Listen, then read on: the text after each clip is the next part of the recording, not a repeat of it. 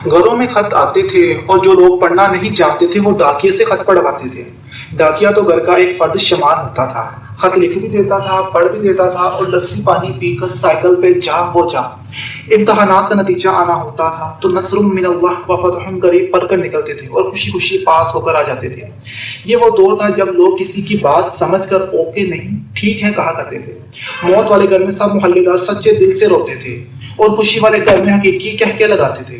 हर हमसाया अपने घर से सालन की एक प्लेट साथ वालों को भेजता था और उधर से भी प्लेट खाली नहीं आती थी। मीठे की 3 ही इकसाम थी, हलवा, जरदा, चावल और खीर।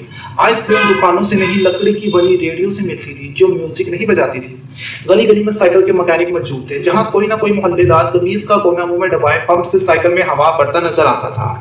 नियाज पड़ती थी तो सबसे पहला हक बच्चों का होता था। हर दूसरे दिन किसी न किसी गली के कोने से आवाज आ जाती, कुड़ियो मुंडियो शह मंडी दिलाई जाओ, और आंख की आंख में बच्चों का जमी गफीर हो जाता और कई आवाजें सुनाई देती, मेरे भाई का हिस्सा भी दे दो।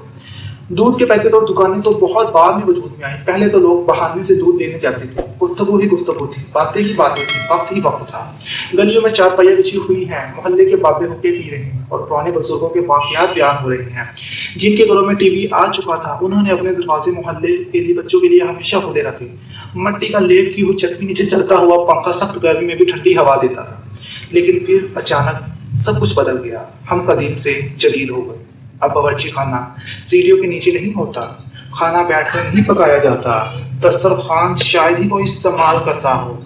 मंजन से टूथपेस्ट तक के सफर में हमने हर चीज बेहतर से बेहतर कर ली, लेकिन पता नहीं क्यों इस कदर सहूलतों के बावजूद हमें घर में एक ऐसा डब्बा जरूर रखना पड़ता है जिसमें डिप्रेशन, सरदर्द, ब्लड प्रेशर, नींद और वाइटामिन की गोलियां हर वक्त मौजूद हैं।